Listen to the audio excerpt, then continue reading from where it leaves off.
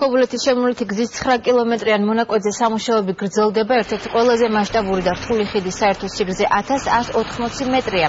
საქართველოში სახიდე კონსტრუქციის მოწყობა ამ ტიპის უახლესი ევროპული ტექნოლოგიების გამოყენებით პირველად ხდება. შტაროსნო ავტომაგისტრალზე ქობულეთის შემოვლითი გზის მშენებლობა აქტიურად მიმდინარეობს. ეს ერთ-ერთი ყველაზე რთული მონაკვეთი არის.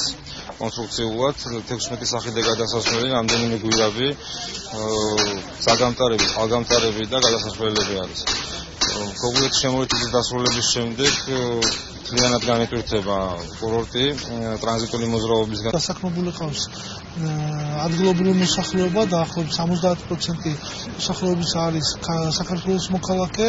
ეხლა მეორე ფაზის შესვლის შემთხვევაში, ექსპლუატაციაში შესვლის შემთხვევაში დიდი გაფართოება ექნება ამ მონაკვეთს. ამ დროს მიმდინარეობს ხელოვნური ნაგებობების, კერძოდ ხიდების მოწყობა. შეიძლება ითქვას, რომ ამ კატეგორიით ხიდების მოწყობა ნოვატორულია საქართველოში და ის პირველად განხორციელდება ამ კონკრეტულ მონაკვეთზე.